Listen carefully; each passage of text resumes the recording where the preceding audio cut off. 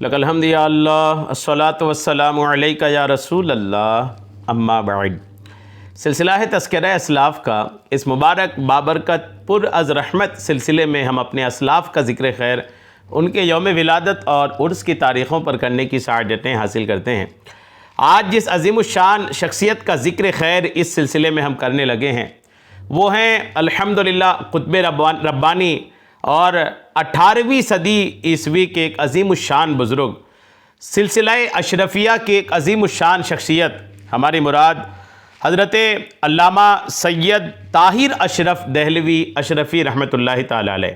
آپ الحمدللہ اعلیٰ حضرت اشرفی میاں رحمۃ اللہ تعالی علیہ کے عظیم الشان خلیفہ ہیں۔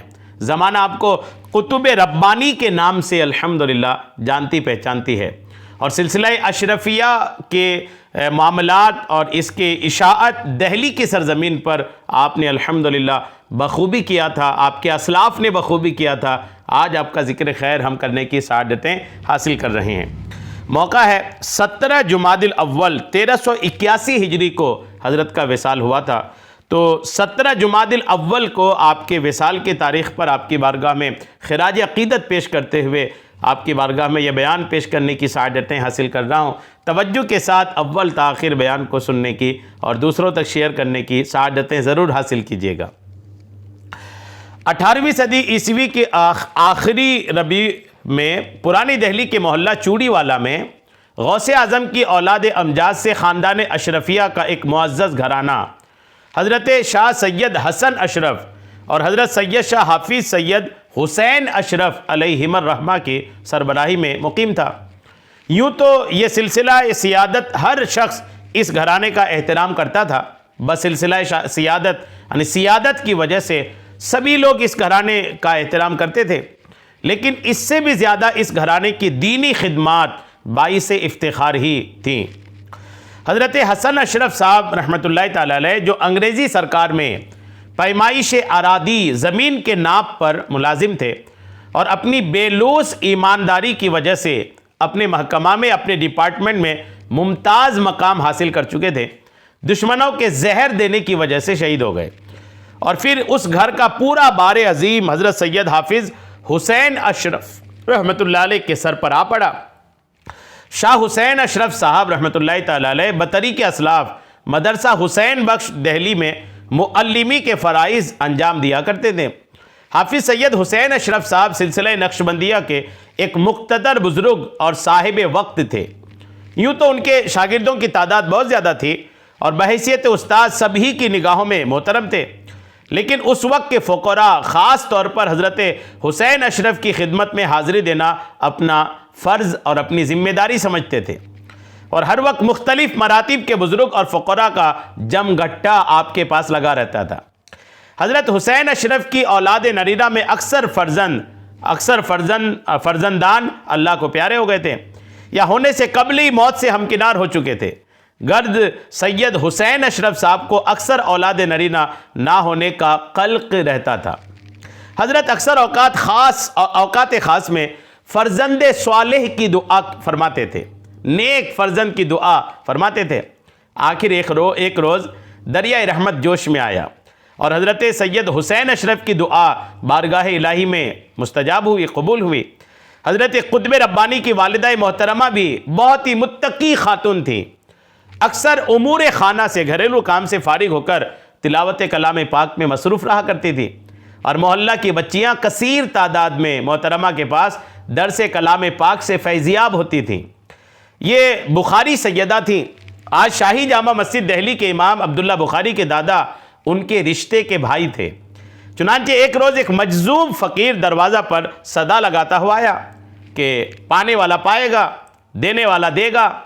محترمہ زوجہ مطہرہ حضرت سید حسین اشرف صاحب رحمۃ اللہ تعالی علیہ نے اس فقیر بزرگ کو حسب عادت اس قدر خوش کر دیا کہ اس نے برجستہ کہا، جا تیرے یہاں فرزند ولی اور شہید پیدا ہوں گے، پہلا فرزند خاندان کی ناک ہوگا اور تیرا گھرانہ اس پر فخر کرے گا۔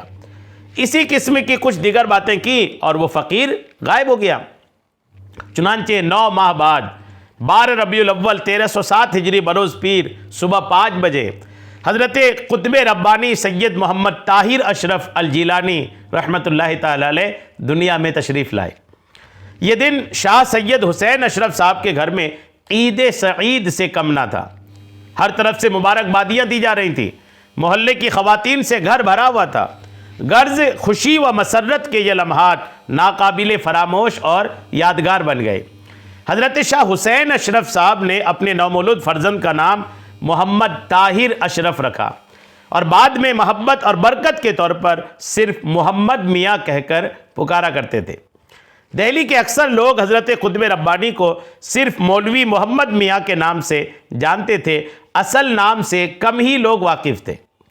جب حضرت قطب ربانی حضرت سید محمد طاہر اشرف رحمۃ اللہ تعالی علیہ کی عمر 4 سال 4 ماہ کی ہوئی تو بڑی دھوم دھام سے حضرت کی تسمیہ خوانی یعنی بسم اللہ خوانی کی گئی، اور پھر حضرت شاہ سید حسین اشرف صاحب نے اپنے ہی مکتب میں داخل کر کے حضرت کی تعلیمی ابتدا فرمائی۔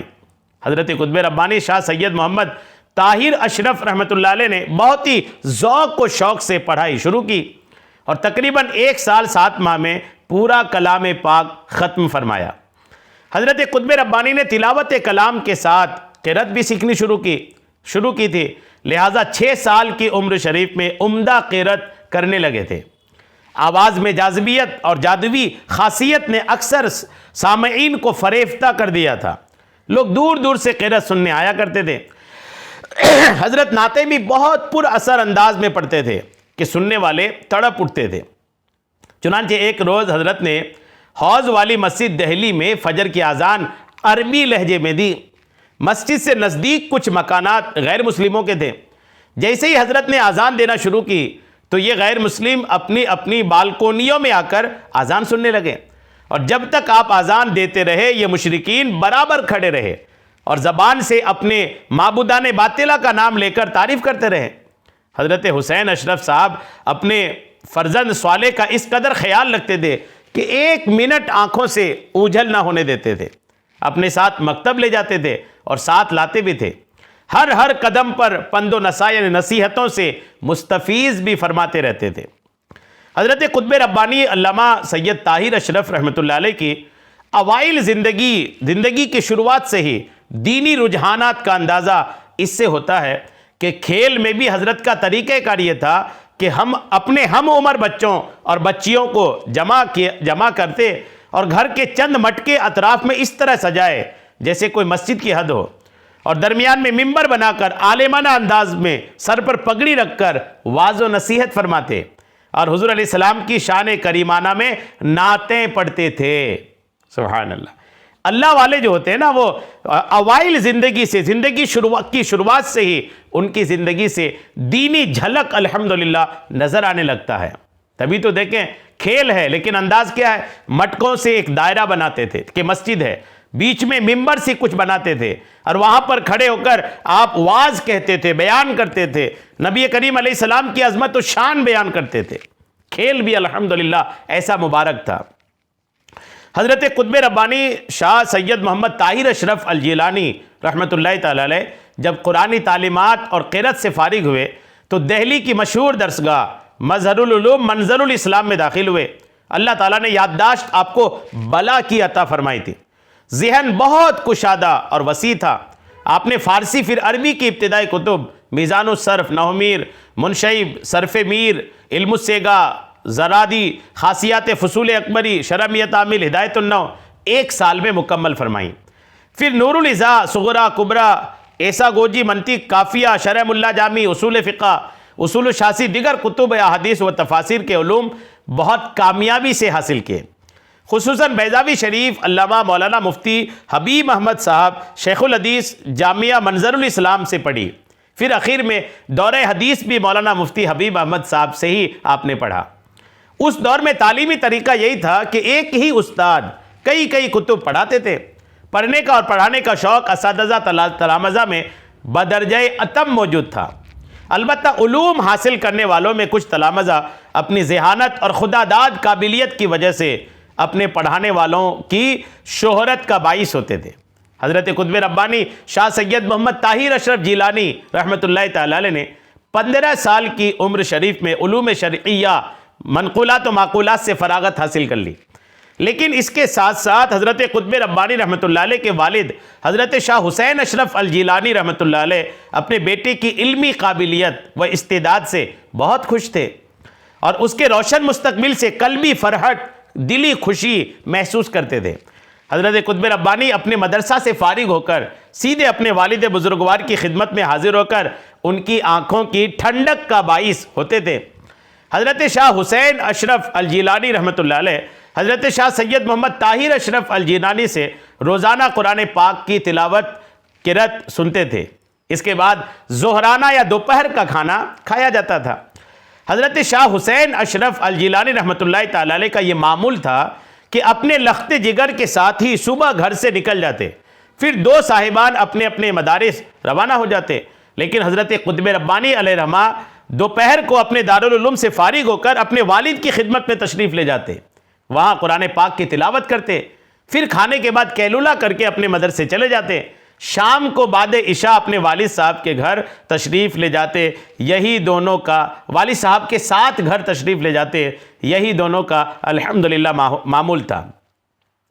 1857 کی جنگ آزادی کے بعد خاندان اشرفیہ، سنیے، یہ دور بڑا اہم دور تھا۔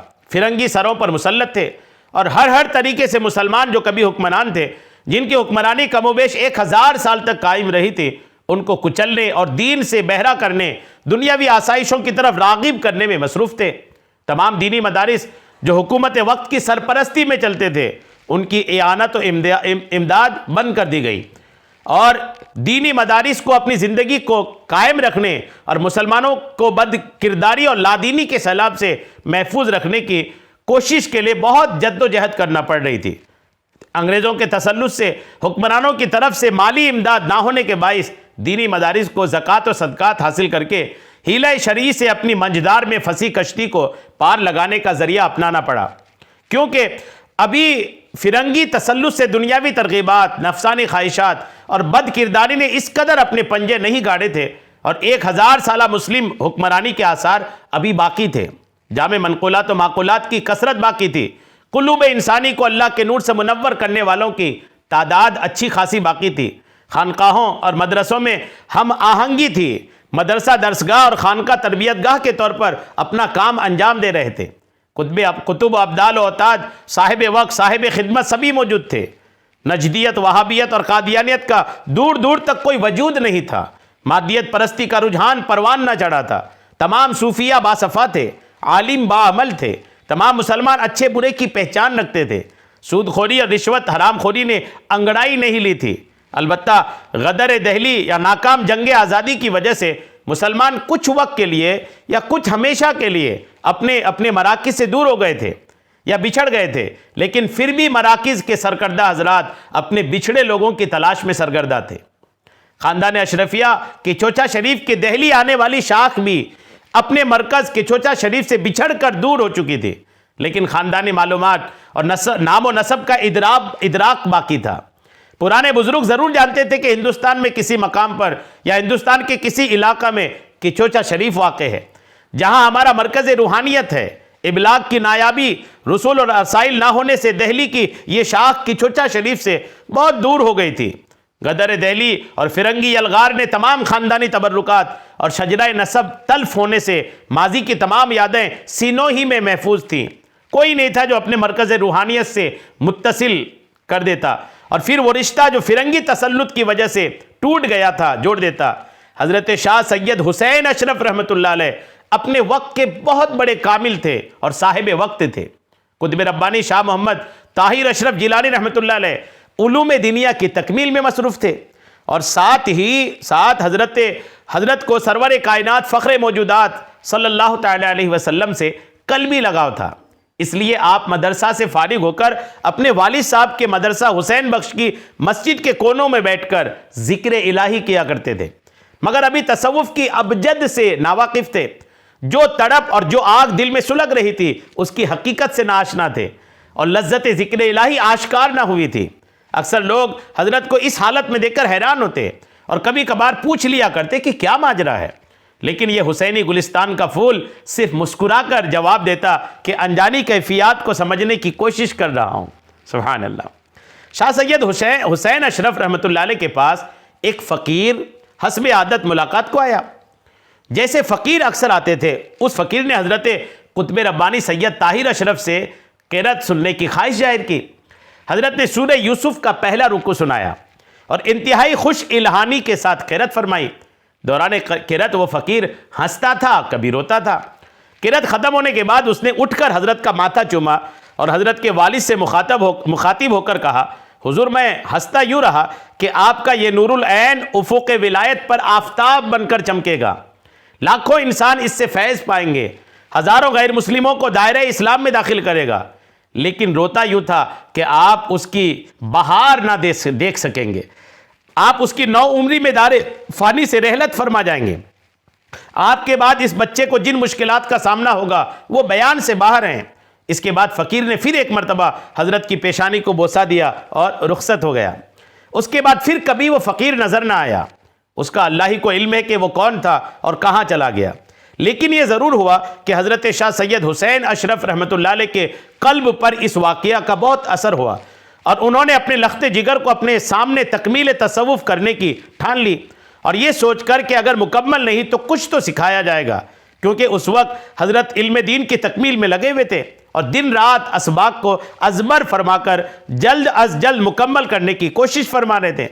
حضرت شاہ سید حسین اشرف رحمۃ اللہ علیہ نے آنے والے مہینہ کی 11 تاریخ سے حضرت قطب ربانی شاہ سید محمد طاہر اشرف الجیلانی کو دریائے جمنا لے جا کر سورہ مزمل شریف کا چلہ شروع کرا دیا۔ احرام باندھ کر کمر تک پانی میں کھڑا کر کے یہ وظیفہ روزانہ پڑھوانا شروع کیا۔ کنارے پر حضرت شاہ سید حسین اشرف رحمۃ اللہ علیہ کھڑے تھے۔ جب یہ چلہ شروع کروایا اس وقت حضرت کی عمر شریف 9 سال تھی۔ چلے کو جب 35 دن گزر گئے، 36ویں رات کو چاندنی کھل رہی تھی اور حضرت پانی میں تھے کہ غیبی آواز گونجی، ہٹو مگرمچھ آ رہا ہے۔ اس آواز میں اس قدر گرج تھی کہ تمام صحرا گونج اٹھا۔ حضرت کے والد نے اشارہ سے فرمایا، باہر آ جاؤ۔ چاندنی رات تھی اور حضرت پر سے مچھلیاں جیسے نچھاور ہو رہی تھی۔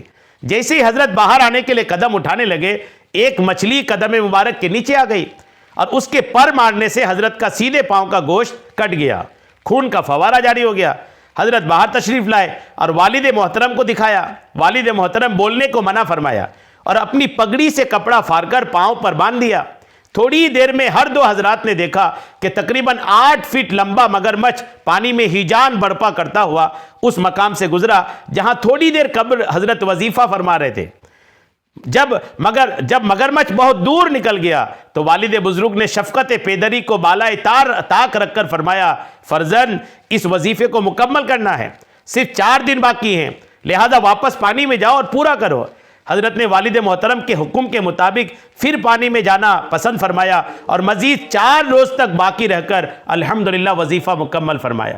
یوں تصوف کے منازل آپ نے الحمدللہ طے فرمائے تھے۔ اللہ کریم ان کے مزار پر خوب رحمتیں نازل فرمائے، خوب برکتیں نازل فرمائے، آمین بجاہ النبی الامین صلی اللہ تعالی علیہ وسلم۔